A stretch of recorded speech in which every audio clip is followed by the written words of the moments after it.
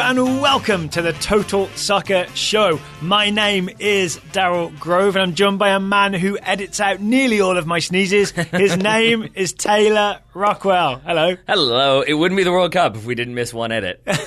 Specifically, if I didn't miss one edit. There was a very special collector's edition of the Total Soccer Show that was only available for, an hour or two yesterday, that featured me sneezing mid-sentence. Yes. We cleaned it up afterwards. I mean, you cleaned it up yourself in the recording process. Like, it wasn't a big reset or anything like that. It wasn't like your usual ones where we have to, stop recording for the whole time and you go off on your rant and then we have to make it sound like you're nice. Daryl's not even English. We have to get someone in to calm you down. Yeah. Daryl's from Wisconsin. But it is... You keep pushing that rumor. Someone's going to believe it one time. There's going to be a big, deep Total Soccer Show conspiracy. I mean, Well, so we haven't... If the truth fits, Daryl. We've only seen Sweden, Switzerland so far. We haven't seen England, Colombia. So my patriotism could be questioned. You'll know after that game. Let's put it that way. All right. But first, let's talk Sweden, Switzerland. If we must. Spoiler alert. Yeah. It finished 1-0 to Sweden. I'm going to say you specifically in the preview called this game. Yeah, I mean, I was trying to lower expectation a little bit because I was hoping maybe it would end up being a bit more open, but it never seemed like it would be. It was no Belgium-Japan. It was not. And it was kind of what we expected. And again, I shouldn't be so negative because the reality is it's what we've talked about in this tournament. Teams that have a system tend to find a way to win.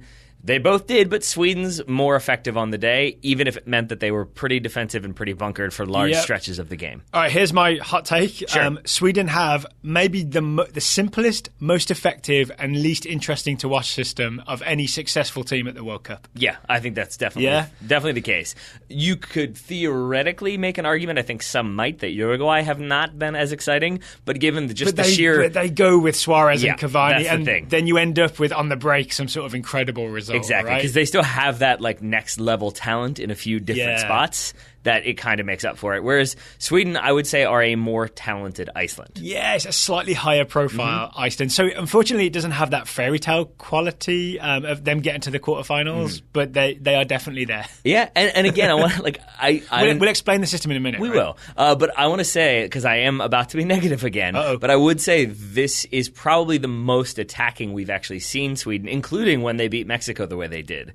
This felt to me like a team that maybe knew they needed to go for it a little bit more, knew, like we talked about in a preview, that Forsberg was not as productive as maybe they would have liked him to be, so I think they pushed him a little bit higher and brought him more into the action, and I think that paid off. All right, so let's lay the groundwork with Sweden's defensive system. What is it, and why couldn't Switzerland figure out a way around it? It is the type of formation that most of the British pundits I've been ignoring this World Cup would appreciate, a 4-4-2. Matt Doyle and Gratwell would also appreciate you ignoring UK-based pundits. Yeah, have you noticed the little Twitter wars that have been going on between I have. American writers and UK-based writers? Yep. I keep saying UK-based because it's often Irish or Irish-Spanish writers. And naming no names. While I appreciate the battle back and forth, it continues to have that familiar feeling of when you're when you were in elementary school or grade school or what have you, and a kid in your class got in trouble with the teacher. Like the teacher left the room, but still was watching the class somehow, and then came back, and the kids who all misbehaved, and you're like, I didn't do anything. I am just out of this one. I'm enjoying the spectacle, but I'm very much happy not to be involved. Do you want to say Matt Doyle may be the most successful troll on Twitter? He's up there. Wonderful, wonderful stuff from Matt Doyle so far. All right, goodness. to the game. Sweden's defensive plan. How does it work? Sure. Essentially, as I said, it's the 4-4-2. Yep. It's two banks of four, very compact. Now, the thing is... Compact's the word, I think. Yeah, because it's not necessarily deep. They will step forward, and they really just try to keep the space between the front line, those two forwards, and the back line very, very tight, 30, 40 yards max, if not even tighter than that. We should measure it. We've never measured it, right? We should actually figure out what the distance is. Yeah. Get on the field. I'm sure it'll be fine. And then essentially you've got all those numbers that is really difficult to play through. And I think Sweden were well aware that Switzerland's main threats were out wide. I think they were kind Shaqiri, of content, for example. Yeah, I think they were kind of content for, say, Shaqiri to have the ball out wide. And it usually meant they stood him up, they had numbers back. Inevitably, Shaqiri ended up having to cut back, cross with that left foot. Sweden were able to get themselves in the position where basically every Swiss attacker was covered, and you can deal with it pretty consistently cleanly. Because what Shaqiri likes to do is he comes in on his left foot, right? Yep. But then he likes to drive at you or try and play a 1-2 and get a good shot away. And in the end, I think this game, because there were so many Swedish bodies and they didn't get tempted into going and overcommitting to him, because that's part of the Swedish system, I think, is to slightly stand off you a little bit, right? And not really try and challenge for the ball, because then you can get beat. So Shaqiri ended up putting in a load of not very threatening crosses. I think they maybe got one Seferovic header out of it late in the game. Yeah. But that was basically it. Pretty much. And then I think one thing that Switzerland maybe tried to do to either pull Sweden out or just kind of cause some problems was to basically go with their usual 4-2-3-1. But I think what we kept seeing was Valan Barami, who's one of the two holding midfielders, dropping in deep, almost becoming a third center back on multiple occasions. He'd be between Akanji and Giroud. Yeah, and then you'd have Xhaka ahead of him. So it was more like a 4-1-1-3-1, if that makes sense. And I think the idea was theoretically that either you get more possession through the middle because you kind of stagger, so you don't just have Barami passing laterally to Xhaka, there can be some penetrative passing. That was theoretically the idea, but I think it was dependent upon Sweden getting frustrated by it going center back, Barami, other center back to Barami, back to the center back. Sweden didn't really care. They were content for Switzerland to do that. They won't come out and bite on it. I think, and the other thing in Switzerland's plan, to pivot to them for a second, is when Barami comes back between the centre-backs, the full-backs, which in this case, Lechsteiner's not there, he's suspended, so it was Lang. You got it. Clubber Lang. Exactly. Lang, the right back. He was as likely to use his hands as Clubber Lang. And who's the left-back? Rodriguez. Yep. They would both get forward and be almost wing-back, extra wingers. But again, Sweden not going to be tempted out to go and challenge them. They're going to keep that 4-4-2 shape. So none of it was any good. And I would even say maybe we should be done with having midfielders drop between centre-backs to bring the ball out. Especially, it's the Michael Bradley problem, right, with the US that everyone got frustrated with. That's what Barami was doing for Switzerland in this game. When you've got a guy like Akanji who is perfectly fine with the ball at his feet, maybe just trust him and don't then have Barami drop back and leave Xhaka isolated and alone in central midfield. Yeah, I mean, I really do think a part of it is it's based on this idea that the other team will be so humiliated by us having possession that they'll eventually send people forward. They'll get stretched a little bit. That will leave opportunities through the middle. Sweden didn't do that because they don't really care if your center backs have that ball. And I think nominally the other idea would be that you have another defender back there in case Akanji maybe goes on a run or tries to play a ball and it gets cut out. But I think the flip side to that is that then you have one more midfielder pulled back. It's more space for Sweden to counterattack. And we highlighted Xhaka in the preview, who is Switzerland's sort of main guy who has maybe the ability to spring a surprise pass. I think once Switzerland left Xhaka more alone in central midfield, it was very easy for Sweden to not man-mark him, because that would mean coming out of your shape, but just stand in front of him so he can't receive any passes from the back. Right? It was another front and follow situation. Yeah, Berg and Toivonen would make sure that there was no way that Barami or anyone else could pass into Xhaka. So he just ended up being frustrated. In the end, his chief involvement in this game was to get made a fool of on the goal. Yeah, let's talk about that then. Yeah, I want to specifically talk about Forsberg. Because as you said, Forsberg is the left mid in Sweden's 4-4-2. But you said that they tried something a little bit different with him. I think they did. This game. So would you please explain that to our listeners? And by the way, just so for people who don't know, it's Forsberg that scores the goal. It is indeed. Emil Forsberg is a player that we had both been pretty excited about in our previews. In the Athletic article that we wrote together, he was one of my 5 potential breakout players or players who could get a move. We wrote one word each, word by word. That's how we traded off.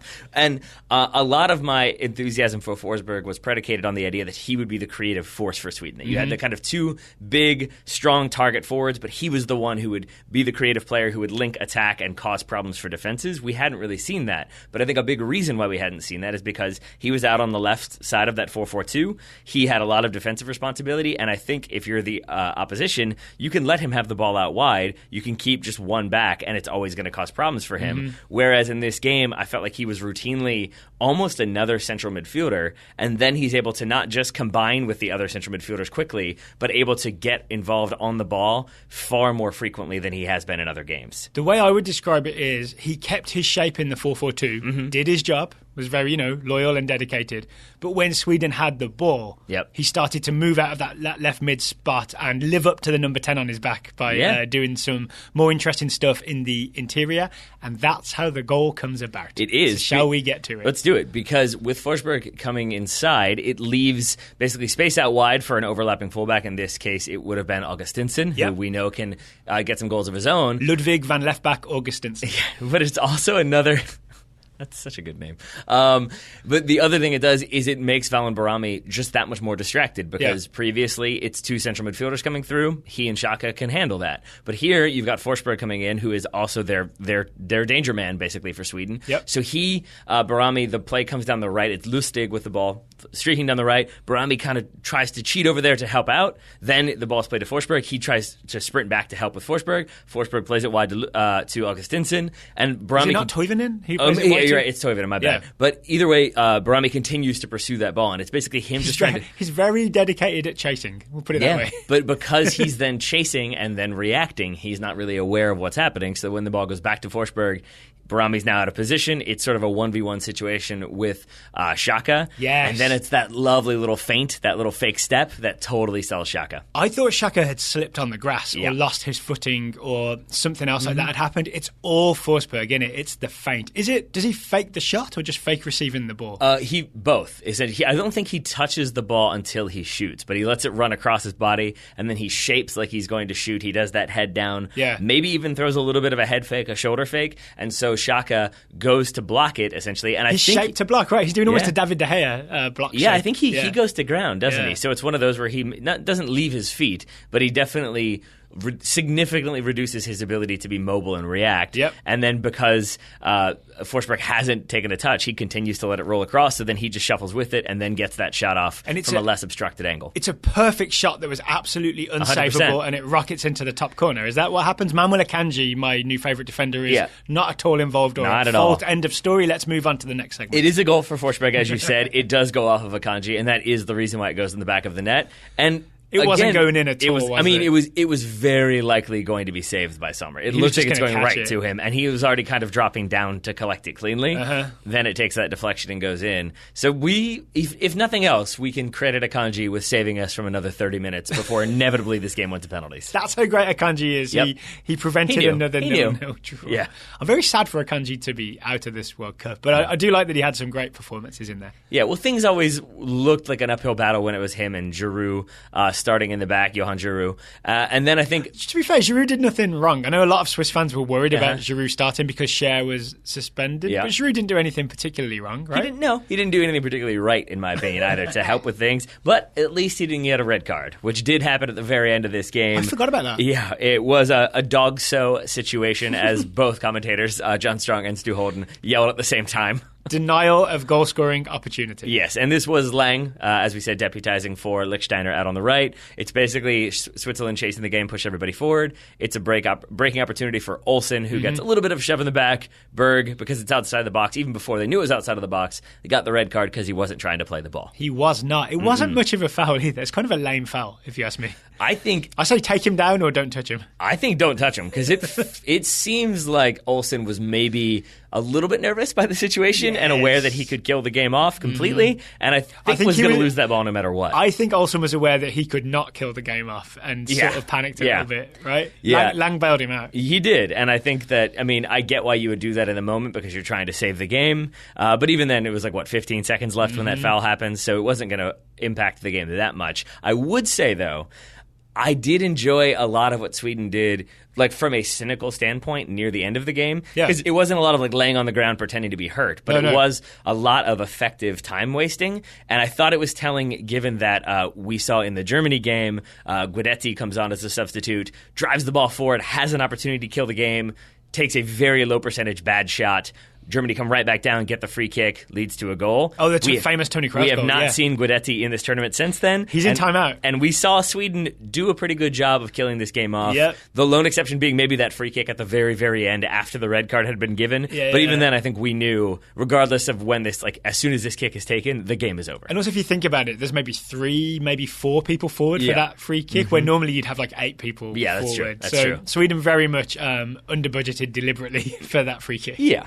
But Sweden hold on, get the 1-0 win, and advance to the quarterfinals. Sweden in the quarterfinals. Will they play England or Colombia? I'll just bite my nails and wait to find out. Well, we'll find out in the very near future. We're only about an hour away from kickoff. But before we get to watching that and then reviewing, we should have a word from today's sponsor. Today's show is sponsored by SeatGeek. SeatGeek, buying tickets to live events like, say, soccer matches or concerts or stand-up used to be complicated and confusing. Now you just download an app, you open the app, tap around on the app, and you can buy tickets at great prices on SeatGeek. You can buy and sell tickets to live events using the SeatGeek app. My colleague, my glamorous assistant, Taylor Rockwell. Is that me?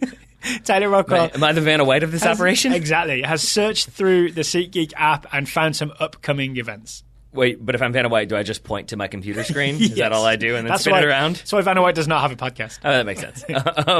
I was looking. I had a conversation with our friend Patrick Kennedy the other day, and he did get me a little bit more excited than I think I would have been for the debut of Wayne Rooney for DC United. So I was looking up. I think I'm correct in saying that his debut, because he can't play until the transfer window opens for MLS on July 10th. The first game after that, the first home game, is, I believe, the opening game of Audi Field. That will be against the Vancouver Whitecaps on July 14th. Those tickets are selling for, I think, from $121. Wow. Worth noting, their next home game against the New York Red Bulls on July 25th, $35. That's a better game as well. Yeah. That's a derby. And it's another Red Bulls are an exciting team to watch. It's another week and a half of Wayne Rooney getting used to things, so maybe he's just a little bit more bedded in by that point. You want him settled in. He's got his Washington Post subscription. He knows his way around DC. He knows how all the metro stops work. And then he and Bradley Wright Phillips. He knows which metro stops are worth just walking instead of actually taking the metro. Exactly. And Bradley Wright Phillips played with his brother, right? Didn't John Rooney play at the Red Bulls? So maybe they can bash John Rooney. I don't know how much he overlapped with BWP, but he was definitely there. He was definitely present.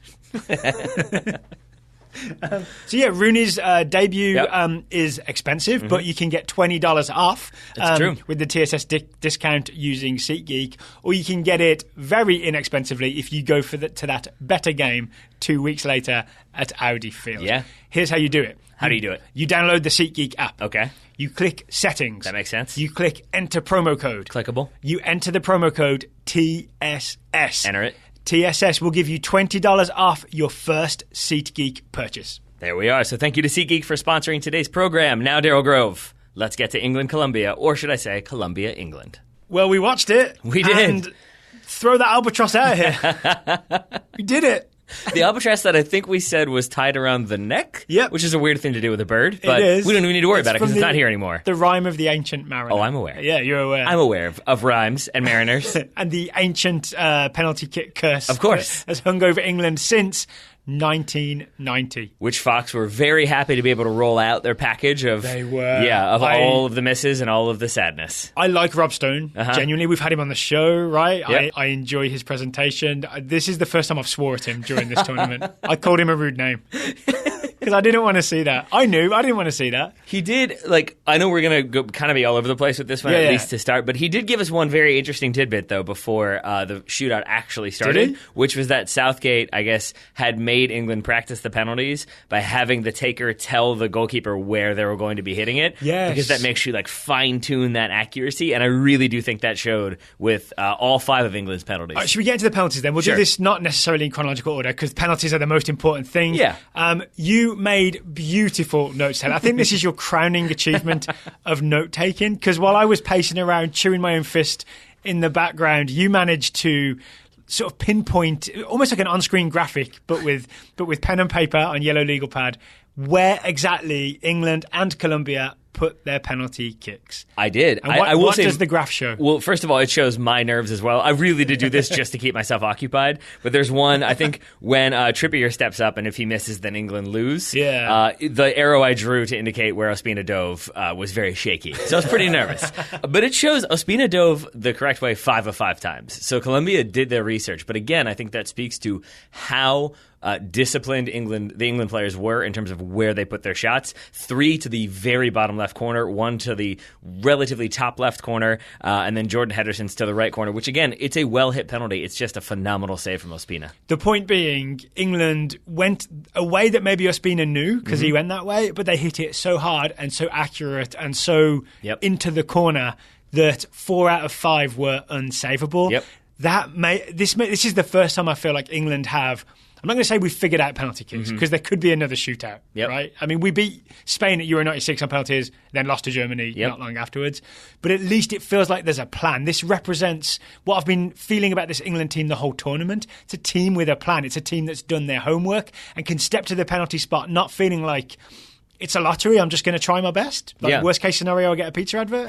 It's a team that knows I'm going to do this. I've practiced this. Let's do this. Who got a pizza advert? Gareth Southgate. Okay, I was wondering about that. I think that is definitely the case, and I would also not be surprised if the way that each one of these players practiced is the way they went and where they put the ball, because it removes so much thinking. It removes guesswork. There's a little bit of hesitation or fanciness in a few of the run-ups. Marcus Rashford's comes to mind. Jordan Henderson juggling the ball maybe showed some nerves, but for the most part, Jordan Henderson placing it on the spot a little too almost obsessive compulsive type. He thought it had to be in the exact right spot. I had a bad feeling as soon as I saw that. I think a lot of people did, but I would say that the fact that was the only one where we really took note would indicate that I think they just stepped up and knew exactly where they were going to hit them. I think it was also interesting. We watched the tactical cam, which showed you the whole length of the field, and you could see after every single attempt to save by Jordan Pickford, he would get that ball out of the net or get the ball off of Mark Geiger, and he would walk it out to the next England taker. When the England taker would score, they would come over, they'd give him a little bit of a fist bump.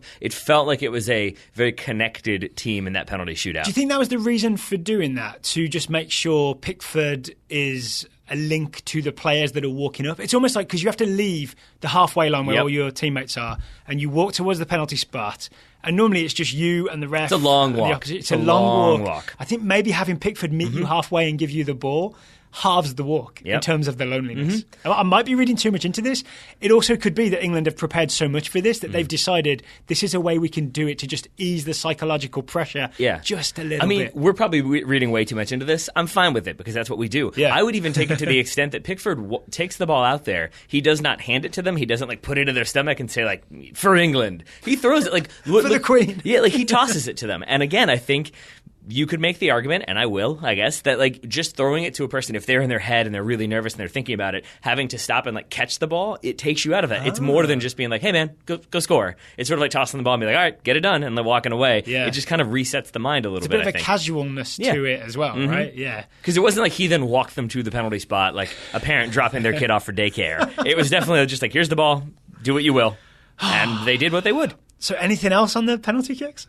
I think it's worth noting Pickford guesses right 3 of 5 times. He said in the post-match interview that I think only Falcao went away he didn't expect. Yes. Maybe Muriel changes his mind at the last second. That was the other one who Pickford guessed wrong on. But I think he does well with the fourth one, which was the miss from Uribe. Yeah. That one's the one that hit the post, but I think there's a chance that Uribe misses it because he recognizes that Pickford is going the right way, so he tries to aim high. So he goes the right side, and it's almost like Pickford diving forces Uribe a little bit higher. I think it hits the bar, not the post, right? Yeah. Or is it both? No, I think it hits the bar. You're right. Yeah. The metal work, let's put it that way. And then the save for Baca, it's a very good save. It's not the best taken penalty, but I think in that moment, to guess the right way, to get a strong hand to it, and to keep that ball out, it's well done to Jordan Pickford. Lean one way? Yes. He does that classic. He does. You see a lot of keepers do this, right? You lean one way and say to the goalkeeper, hey, I know you're going this way, maybe go the other way. So then he goes the other way, but then Pickford dives the other way and gets a strong hand to it. He sure does. And England get the win, and we hugged a whole bunch and celebrated. We sure and hopped did. Up and down. I hope the offices around us were empty by the time of the winning penalty kick. For the first time, I'm slightly concerned about the people below us. That was the one that because we were literally hugging and jumping. We didn't talk about Eric Dyer taking that final penalty kick. Neither one of us was too confident. You asked me for my list of takers, and on yesterday's preview show, I didn't name Eric Dyer. In hindsight, I remember his free kick against Russia at Euro 2016. He can really strike a ball. In this style of penalty kick taking for England, this makes sense, right? If you're just going to strike it accurately and powerfully, Eric Dyer might be the great choice for it. Yeah. Even if he's not a great choice to play as your Busquets role. Maybe we'll get into more tactics later on today's show. I think that's a very good idea. But what should we do before we get to tactics? I've got an idea, and it's continue to talk about penalties for a moment. Because, it really did feel to me like heading into penalties, England had sort of lost the momentum. It didn't seem like they really had it, and it kind of felt like it was going to be, once again, England going out on penalties when they should have won, and then it's going to be all, Southgate couldn't get it done. They couldn't do it once again. They choked at the last minute. And for that not to be the case, it's a relief for me as a second-tier England fan. I'm wondering how you feel as an England fan, just outright. I mean, obviously I'm relieved, right? Mm-hmm. But I'm also celebratory because if it happens again in this tournament, and bear in mind, Sweden's next. Yep. And we talked earlier in today's show, that was still today, right? About how well Sweden defend and how they can frustrate opposition. It could happen again against Sweden. But after watching this penalty shootout, it now feels to me, if England goes to penalty kicks, it's almost... all right, let's do it again. It's almost a thing to look forward to as opposed to a thing to fear. And that's why I think, top of this segment, we talked about the lifting of that psychological pressure, the throwing away of the albatross. A wise man, Fly away, albatross. A wise man once said, if England could win a penalty shootout, that would be a massive psychological weight lifted off every English player and every English fan. Was that Einstein? Yeah, yes. Similar intellect. That was Mr. Grove yesterday. And I think it's true. To be fair, that's not a deep insight. It's not, but if you look at the crowd shot when they went into the shootout, first they showed you Colombia being very, very happy with the equalizer. Yeah. Then they just showed you a bunch of terrified looking English people. Yeah, here we go again. Yeah. All of them surprisingly sober looking, given the situation they were in. I think 120th minute and the scores a level, you get real sober real fast. I imagine so, but just to see the sort of weight after the fact, I think you are not alone in feeling like maybe a little bit of that psychological pressure has been shed. Yeah. Oh, can I also say thank you to everybody who texted and tweeted and DM'd. So many messages of support came through. I felt like I was in a charity or something, but I got a lot of congratulatory messages and I very much appreciate it. There were a lot of people concerned about you having a heart attack, passing out. Going out the window was one. We're on the 9th floor, so I don't think you would go that route. I think I handled it quite well. There's a lot of deep breathing and occasional fist chewing, but just to relieve the pressure. You definitely talked to the TV a couple times. Yeah. That was definitely... And very... I feel like I should apologise to Rob Stone next time I see him. Oh, no, I'm sure he's used to it. Tomorrow morning, 10 a.m., I'll apologise to Rob Stone. That works. No, there's no games tomorrow. No, there's not. When? When's the no, next but game? You can tune in. Friday. You can tune in for Friday's coverage at 10 a.m. tomorrow. I think it's how they're doing it. No, I did really enjoy that they were there appear to be certain players that you felt a stronger connection to, and it felt like you were Jordan Henderson, I think you talked to a lot. Harry Kane, you talked to a lot. Well, especially during the penalties, Jordan Henderson was nearly the villain, right? Oh, but you mean during the game? I mean during the game, you just calm down, Jordan. Calm down. You never said Jordan. You just calm it down, Henderson. Yeah. This was a thing of maybe we can get into this in a minute, but there was definitely a thing of Colombia riling up the England team. Yep. And you've played with me long enough. Anyone who's played on a team I'm on, I feel very strongly about do not react, do not take the bait. Get very angry. Stiff upper lip and all that. Hit him back. I think the only player on the England team that agreed with me and set a really good precedent was Ashley Young. No argument. Ashley Young was dragging England players away from the referee, away from trouble throughout this game. That is very true. And that kind of leads us into talking about maybe the larger game as a whole. But first, we have to get to another sponsor for today's show. We get to get to another sponsor for today's show. Liverpool Jeans. LiverpoolJeans.com. Premium quality jeans at non-premium prices. And I can tell you this, they hold up for 120 minutes of soccer in a crowded office, followed by a penalty shootout where everyone is very stressed. Because I'm wearing them right now. They didn't stop me from crouching down at moments. They didn't stop me from jumping in the air. I think at one point I did a donkey kick when I was very excited that somebody had missed. They allow you to do all of those things. So Liverpool Jeans have a 100% penalty shootout win record with England. How about that? Going to go ahead and knock on wood there. So far. That's true, yeah. And I think part of the reason why they're so successful and so flexible is because they have a 100% win record, but a 99% cotton percentage and a 1% spandex stretchiness in the jeans, at least. Yeah, so there's just a little bit of stretch. Yeah. I think we called it tactical flexibility. Yeah, see? Exactly. That's what you got to have when you're in the 119th minute. And they're also, Liverpool jeans generally are good for any occasion in terms of you can dress it up, you can wear it casual, or you can watch a very stressful penalty shootout while wearing Liverpool jeans. Even if Jordan Henderson misses, Liverpool jeans keep going. Yeah, they make you feel secure in your England fandom. And best of all, our listeners can get 20% off by using the promo code TSS at checkout. Once again, that's 20% off using the promo code TSS at liverpooljeans.com. Thank you to Liverpool Jeans for sponsoring today's show. All right, so... body of the game, where should we go, Daryl? I'd actually like to start with England's tactics, England's shape, because they've played the same shape, almost the same personnel, apart from the Belgium game, every game. We haven't seen England tested defensively until today. No, we've not. And, so Harry Kane scored the penalty kick in, the 57th minute, won it like about 20 minutes before that. But then it was England holding out. It was even England frustrating Colombia for the first half in a lot of ways. So England in this, I'm going to call it a 5-3-2. I think it mostly stood the test, England's defensive shape. So I'd like to start there, weirdly, because it's the first time we've got a look at this. Sure.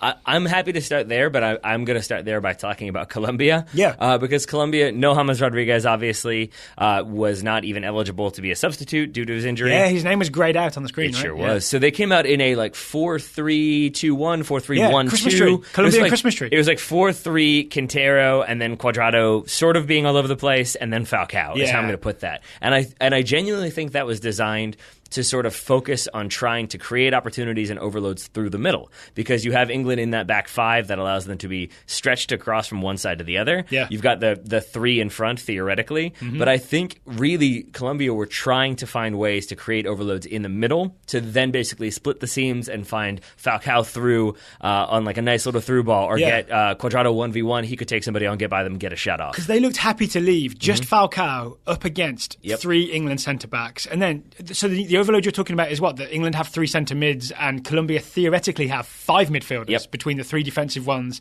and the two attacking ones, Cuadrado and Quintero. So why didn't that work? I think because England really did a good job of holding their shape. They didn't bite on anybody dragging them out of position. It's what we talked about yesterday. They basically emulated, obviously it's not, Sweden is not the only team that does this, but it was very Swedish in the sense that Falcao would make a run off to one side and they would just sort of be like, all right, well, Falcao's over there now. We're staying where we are. And it really nullified a lot of what Colombia, I think, were trying to do. And it's why you would see Colombia sort of try to play that direct pass through, and it inevitably would be Falcao gets it, drops it back, moves around the center backs, and then they go for a ball over the top. And then Harry Maguire wins it in the air. Seems to be a very recurring theme throughout this game. And I don't know if this will be a popular take amongst Colombia fans or neutrals, but my honest opinion on this is that I think Colombia were so frustrated by their lack of opportunities and by their inability to kind of pull England out of shape or make them uncomfortable. I think that's a main reason why this game got so chippy so quickly to such a degree. So from my memory or the way I saw it, this game started to get chippy around the 40th minute with the Barrios-Henderson incident. Yes. Yeah? I would say even before that, it starts with Kane getting fouled by Lerma, and you really have him, the way they react, especially Davinson Sanchez and Jeremy Mina as well, they react as though they've been so hard done by with this decision. If you watch it on the replay, there's no contact on the ball. Kane gets both legs taken out. Oh, it's a slide, right? Yeah. And don't get me wrong, I'm not saying that England didn't have their own moments. We'll talk about them in a second. But it just felt like the 0 to 100 frustration from the Colombian players.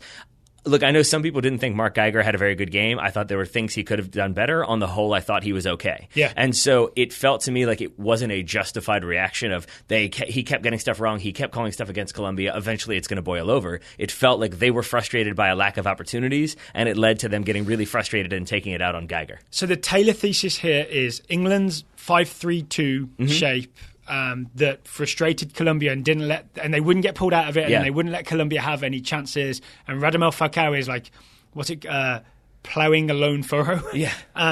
Is what leads to Colombia losing their cool, or at the very least going a different tack, which is maybe let's try and get an England player sent off. Yeah, I mean, and I think the second part a little bit, I agree wholeheartedly. Was that the England fan in me thinking that's what Colombia would do? No, they were definitely trying to do that. Not just the players either, but some of their coaches. More on that in a second. But I genuinely believe that there is, I'm not even saying Colombia got this wrong or lost their cool. I just think sometimes in a game when you feel like things should be going your way, when you are executing your game plan, and I think Colombia were doing what they were trying to do. England just weren't cooperating? Yeah, basically. I think at a certain point, it is easy to take that, and I forget what that's called, you're transposing your feelings onto something else, and I think it's easy to start projecting. Thank you. It's easy to be like, Daryl runs through, wins that header, and bumps into me, and I'm going to think, he didn't need to bump into me, that's a foul, why didn't you call that? And you start to get frustrated by, that should have been a foul, and that should have been a foul. Even if it wasn't, I think your mentality can be such that you start to really take issue with what the referee's doing, even if I personally, Taylor, don't think he got that much wrong. So here's an England fan question.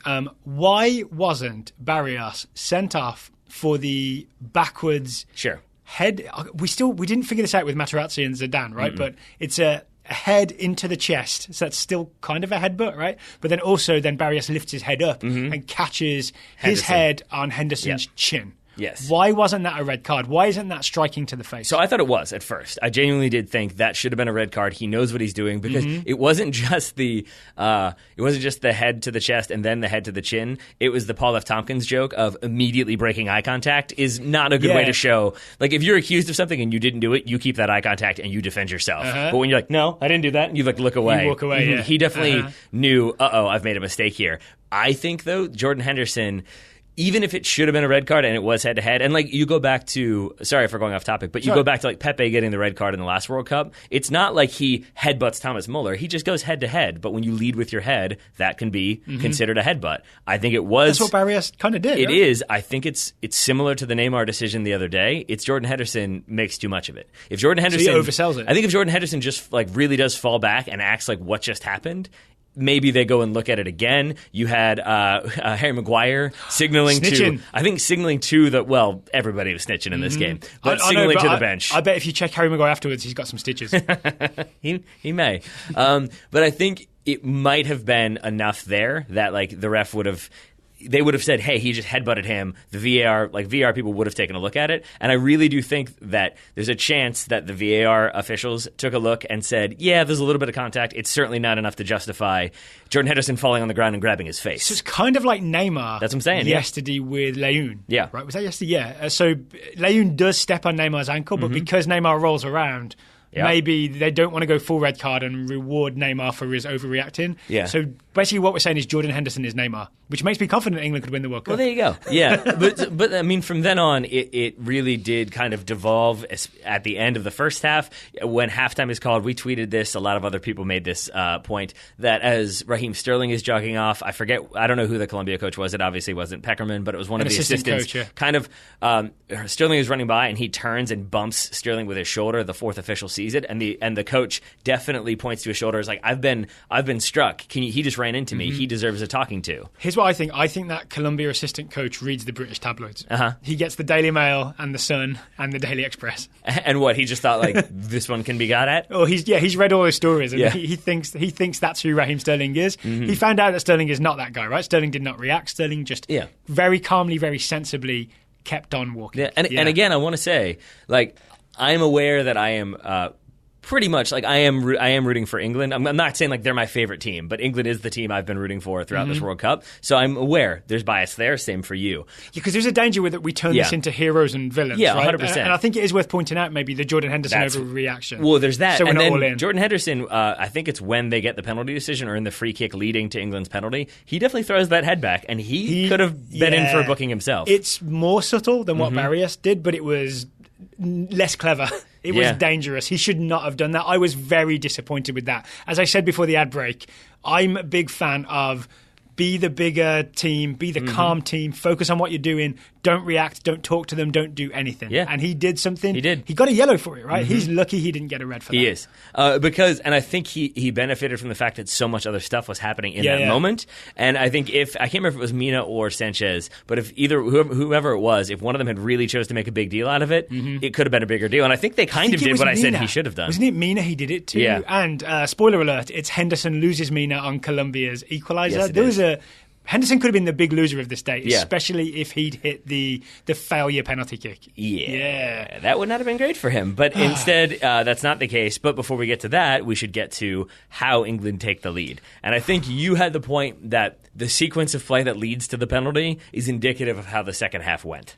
To quote Alexi Lalas, set pieces, set pieces. It's an England throw, then it's an England free kick, then it's an England corner kick, and then England win the penalty from the corner kick. I don't want to get too detailed with the corner kick, but England had a plan. They had what we called from Euro 2016 the Welsh column, where 3 or 4, I think... Was it the column or the tactical column? The tactical column. Didn't the Romans used to do it or something? Something like that. So it's when you have at least... The Romans did everything, it's fine. 3 or 4 players, but what have they ever done for us? Line up together and in a line, in a column, and then from there you either charge together or create space for one guy or break. I think England tried to break. As Harry Kane goes, it's Carlos Sanchez of red card handball against Japan, who tries to grab Harry Kane and slow him down, but ends up grabbing first his thighs and then jumping on his back. And somewhere between his thighs and trying to ride him like a horse, Mark Geiger points to the penalty spot. Two things there. First of all, it is so bad and so blatant on Sanchez's part. It made me think, like, I wonder if he had a bet, like, I can get 3 penalty calls in one move. Because he really does. Like, he first of all, it's worth noting, part of the reason why Geiger is very aware of what's happening is because it's happening right in front of him, but also because... It's like a yard from Geiger's nose. The first thing that happens before the kick is even taken is Sanchez, in trying to body Harry Kane, bodies him into Mark Geiger. Like, Kane is literally knocked into Geiger, so then he's like, oh, what's happening here? Then he proceeds to watch Sanchez put, like, the arm out to block Kane, and then he wraps around, and then he realizes, oh, he's beaten me. And he really does, like, jump on him and, like, give him a little bit of a hip bump, is how I'm going to describe that, because, PG. But like, really, I mean, he fouls him 3 different times in the lead up to the penalty being awarded. I don't understand what Sanchez is thinking. What is going on with Harry Kane that so many defenders are willing to wrestle him to the floor somewhat blatantly? This is the second penalty kick Harry Kane's won doing this. Should have been the third, right? Yeah. He should have had another one against Tunisia. Maybe this is not, like, the best way to explain it, but it's what I can think of off the top of my head, which is that who is the Golden Boot winner right now, if it ended today? Oh, Harry Kane with 6. Yeah. I would say that's part of the reason, is because he is the obvious threat. Even if there are bigger, stronger headers for England when it comes to set pieces, he's the Golden Boot winner. He's the name that a lot of people know. It makes sense that you would really, really heavily focus on him. And then maybe there's also the possibility that Carlos Sanchez, under pressure, isn't great at defending in front of his goal. He's not the leader in the decision-making race. No. Right? It's not been a good World Cup that for him. handball. No. Ooh, no. But I'll say this. This is the one moment where I think Mark Geiger really slipped. I don't think he did a very good job here because there is so much... No penalty? Oh, no. The penalty is definitely justified, but he blows the whistle and points to the spot at 53:21 in the second half, 53 minutes, 21 seconds in. By the time he blows the whistle for Harry Kane to begin his run up to take, 56:47. 3 minutes and 26 seconds go by where Colombian players are screaming in his face, Colombian players are refusing to leave the box. Was it Molina? Mojica, thank you. Mojica, the left-back, is while Colombian players are yelling at Mark Geiger, he manages to go over to the penalty spot and just kick at it. Yep. Like 6 or 7 good scrapes and kicks, trying to scruff up the penalty spot so that it makes it uncomfortable for Harry Kane, right? And I think they're not arguing with Mark Geiger that this is not a penalty. That's not the goal, is to change Mark Geiger's mind. That is not how refereeing works, and they know it. What they're doing is distracting the referee so that other Colombian players can, 1, scruff up the penalty spot, and 2, get in Harry Kane's head. And this is the thing that I'm fascinated by, because, again, if you watch from the tactical camera where they don't ever cut to replays, they don't cut to close-ups, you will see Harry Kane pacing around, and before he gets the ball... Does Kieran Trippier give him the ball? Isn't there a weird thing where Trippier goes to the bench and gives him the ball? But before that happens, Barrios is literally walking in Kane's footsteps. If Kane steps... Barrios is right there behind him, just walking around, following him. Then, Kieran Trippier... Not in a that's where I carried you kind of way. No. In a hey, I'm right here with you, I'm shadowing you, I'm making you think, I'm making you be aware that Colombians are around. You're right, Trippier goes to the bench, gets a ball, and I think, again, this is because Colombia want Harry Kane to just have to think without a ball. So Trippier runs to the bench, gets one from, I think, the fourth official. They're trying to ice him. And they go back and give him the ball, and at that point, Harry Kane is pacing inside the 18, waiting for Mark Geiger to get everybody out so he can take the penalty. And if you're listening thinking, why are they talking about this? There's a very important psychological element to this that I just interrupted Taylor is about to tell you. Oh, it's all good. I'm building suspense, Taylor. It's all good. It is this, that there at one point are 4 Colombian players following Harry Kane around. Maybe they're not even saying anything. I'm guessing they're saying something. But they just keep being right next to him. Speak Cockney. And what Harry Kane won't do is leave the box. Yes. And I think that is incredibly important in terms of his approach to this penalty and also his mental approach to this game. That it would be very easy for him to just be like, I'm going to walk away. I'm going to go off by myself in a corner and think way too much about this and overanalyze. The fact that he won't back down. Yep. And there's even a point where he kind of get boxed out of the penalty area. There's a point where he kind of gets nudged out of the box, and really this is the point where I was like, oh, he is refusing to leave. He gets nudged out and he really does fight to stay with 1 foot inside the 18. He's almost on a balance beam. He walks across the top of the line and I'm not leaving the area, I'm not leaving the area, and then bends back into the box. It's very important to him mentally, it seems, to not leave the penalty area. Yeah. Here's my hero in this moment, and I think he won't get enough credit. He won't get any credit in this game. He will from us. Yep. Raheem Sterling 100%. spots it as players start to surround. This is the moment of, like, this is where it's in the balance, right? Yep. Like 2, 3, 4 Colombian players start to surround Harry Kane. He's going to be outnumbered. It's Barrios and then Mina and then Sanchez starts to go over as well. Big guys. And they really do have like... It's like 17 feet of Colombian. It might be more than that.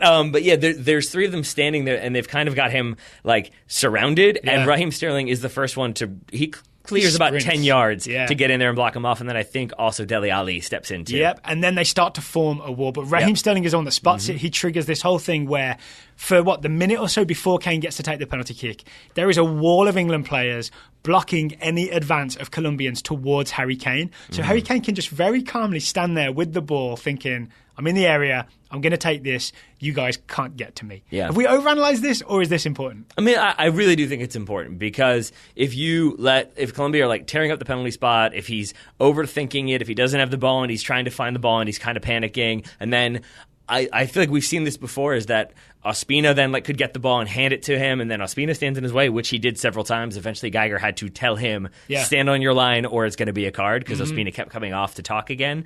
I think it was all designed to make Harry Kane think too long, certainly to ice Harry Kane, but in the end, he puts it right down the middle. Is it dead centre and high? Pretty much. And he bangs it. I'd like to think he chose that 3-4 minutes ago. Yeah. Just waited 3-4 minutes, teammates backed him up, and then he went and he did it 1-0 to the England. Yep, to the England in the second half. And this is where I was saying, I think... This was the second half, by the way. This is the 57th minute. My bad. This final 34 minutes probably just felt really long, because I was breathing heavily from here...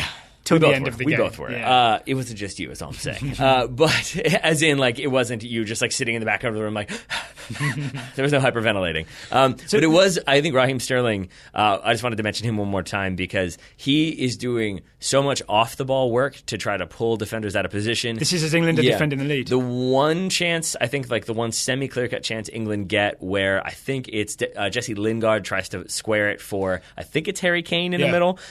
It's cut out in the end. And nothing comes of it. But the reason why that space is open is because Raheem Sterling intentionally makes a 20-yard sprint away. The defender goes with him. Now there's space in behind. I think he checks 2, actually gets the ball, lays it off, and then there's space in behind where he's just vacated. Let's talk about Raheem Sterling for a second. I think a lot of people have talked about him having a disappointing tournament so far, and I think it's because we're expecting the Raheem Sterling that dribbles past 3 people and scores. Some almost dribbly winger play, but up front. I think he's doing a lot of off-the-ball stuff like you just talked about to make himself a constant threat that makes this whole England system work. Like the reason you mentioned this, the reason they can have a back 5 and then not get boxed out of the whole game is that they end up with 2 forwards. They have Kane and Sterling, who are up there always there as a threat. So you got your outlets. Sterling is more important than just the highlighty stuff that he can do, and because there's the tactical stuff, but then there's also the emotional stuff, like backing up Harry Kane in the box. So thumbs up, Raheem Sterling. And he's just a creative player that he can draw a foul, he can take people on, he can just alleviate some of that pressure. He did the Billy Baldwin down the line for Danny Rose or Ashley Young at some point as well. Yeah, but I think part of the problem was that then he comes off, Eric Dyer comes on. I don't think that was a like-for-like sub. But Dyer replaced Dele Alli, who had the thigh injury and also got knocked around a bit, and I think they just wanted to slow things down a bit. And I think you just want to see the game out a little bit. So what Southgate did is he took Dele Alli out, moved Jordan Henderson into Dele Alli's role, and had Eric Dyer sit in Jordan Henderson's spot, which makes sense for however many minutes it was at the end of the game as your heading ball's clear, because it's like having an extra centre-back, right? But Colombia equalise. I want to talk about how Colombia equalise. All right, let's talk about it. It's essentially just a shot from distance, right? Uribe is just trying whatever he can try, shoots from distance, Pickford scrambles across, outstretched arm, makes a save. We've rewatched this. He needed to make that save. Well, we think. Okay, we think it was going on frame. It may not have been. It may have just been swerving wide. It may have hit the bar like his penalty. Yeah, I mean, that could also have happened. Any one of those 3, I think, are possible. You could watch it 15 times and have 15 different takes on it. But I think what that then points to is it's not a thing where he could have just been like, oh, it's definitely going wide, I'll leave it alone. You kind of have to make that play, because you also don't be the one who thinks, oh no, it's going wide, as it sails into the top corner. And then, I think we even mentioned this in the preview, Jerry Mina scores or Yerry Mina, I've heard both ways, scores his third goal of the World Cup from a corner kick. Yeah, and it's similar to Marouane Fellaini yesterday, I think, where it would be easy just to say, oh, he's really big, there's a scrum in the box, he gets his head onto it. I think that would be doing him a tremendous disservice because, as you pointed out, I think this is his third goal off of a set piece, and it's because not only is he very large and very good in the air, but it's the fact that I think he aggressively goes to meet that ball. He doesn't wait. He doesn't sort of let anybody get in his way. I think he has a screen from, it might be Uribe on this one. No, it's Muriel. Number 14, Muriel. And I think Mina very cleverly runs around there to get himself a screen between him and Jordan Henderson, who... I can see why he does it, but I wish Jordan Henderson had just made a better attempt to just go with him, and then at least he maybe knocks him in the air. But I think he sees Yerry Mina run into an area where there's more England players and thinks, I won't mess it up. Yeah, and I think that's the difference for me, is that Jordan Henderson is sort of like, oh, I'm sure there'll be somebody else in there to deal with that, and Jerry Mina is thinking, I am going to deal with that. John Stones would have charged that, I think. I think there's an element of just Jordan Henderson not being a centre-back. He's a more cerebral, I like to pass the ball kind of player. Yeah. Well, here's my question for you, though. Yeah. Is anyone else at fault for this goal? Oh, you've just reminded me that Kieran Trippier is supposed to be on the post. Yeah. And the headed ball goes into the area that I think Kieran Trippier should have been defending. Agreed. And when you watch the replay, there is a moment, I'm both glad and angry that you reminded me about this. You see Trippier reach out, I think it's as Mina is jumping, to touch the post, which is what you're at least supposed to be doing when you're on the post, and he doesn't reach it. He's maybe 2 hands away from actually being where he's supposed to be. Then he scrambles over a little bit, but he's not there in time. Kieran Trippier just got it wrong. I think it's just mental tiredness from playing for 90 minutes. Yeah, they need some Russian doctors. Yeah, I mean, I know. Wow. They did it for 120. You're not wrong. Allegedly, you're not wrong, he says very quickly before FSB comes in. But I think you're absolutely right that it is fatigue, because you can just picture him thinking, oh, that ball is coming into the middle, I want to go help, and sort of drifting over because you're watching the ball and not really focusing on the fact that you should be standing on the post. If he's standing on the post, all he has to do is jump straight up, and I think he flips that over the bar. But he doesn't, so it goes to extra time, and I thought England were in trouble. And here's why they were in trouble. You were right, they were in trouble because they looked like they were defending constantly. It was as if Colombia was still chasing a goal, which I think was maybe the right thing because they had the momentum. Yeah. But also when England got the ball, they couldn't build anything like they could when Jordan Henderson was in the holding midfield role. And unfortunately, we mentioned this in the Belgium game, right? Eric Dyer just does not have the spatial awareness, ball skills, distributive skills to do what Jordan Henderson does. The whole thing stalled with Eric Dyer in the middle. And I think Gareth Southgate was thinking of a way to fix this, and just there wasn't one, because you would either have to take a centre-back off and move Dyer to the back to get Henderson back to the middle, or you would have to embarrass Eric Dyer and sub him out, right? Yeah. We kind of got lucky in that Kyle Walker got a calf injury and needed a sub. That allowed Southgate to move Dyer back into centre-back, put Henderson back where he should be, and then put Marcus Rashford slightly out of position in central midfield in what would have been like Jesse Lingard type area. So it worked out, but I think more luck than anything else. England suddenly clicked into gear when Henderson was back in his role. Yeah, and that I think is fundamentally important when you're looking at the context of the entire game, because if you go into a penalty shootout really just barely hanging on, it sort of is like, ooh, okay, we survived, but the other team can sort of maybe start to feel it, start to sense it, have a little bit more confidence. It's Rashford coming on the 113th minute. So 7 minutes doesn't seem like it should make that much of a difference. But I think he gets the ball. He goes at Colombia right away. I don't think he draws a foul. I think he ends up playing it back. But really, from that moment on, it is sort of Colombia content to get to the penalty shootout, where I don't think they were before, and I think they would have been pressing a bit more. And so maybe just that little change from Southgate is enough to change the momentum heading into penalties. All right. I mean, I think we've covered this game extensively. Is there anything else that we need to mention?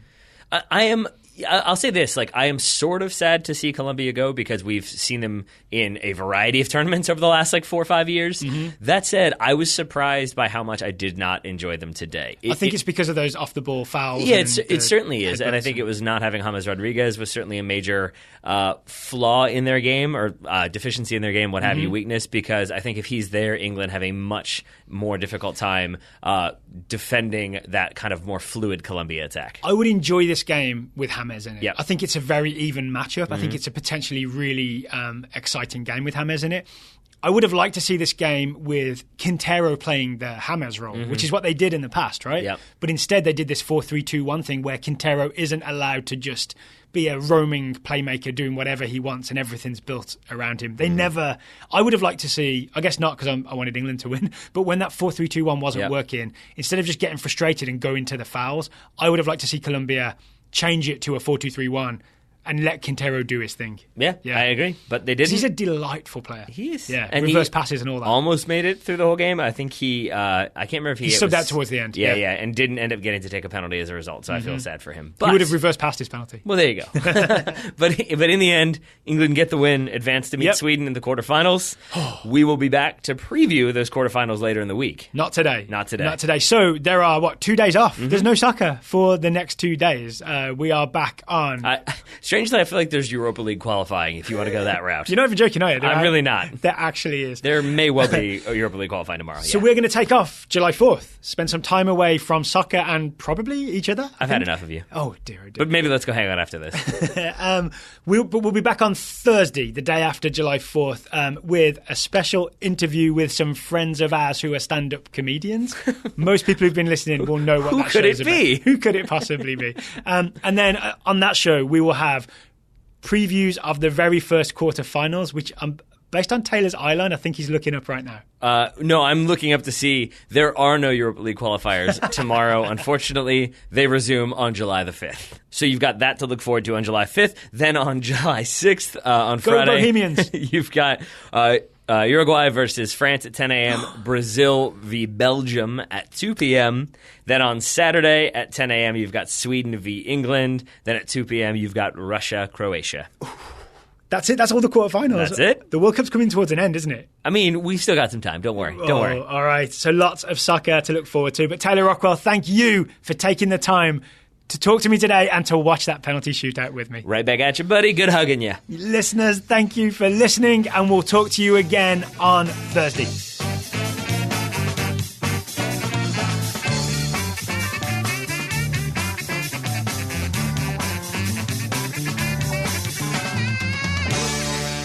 You gotta slice it.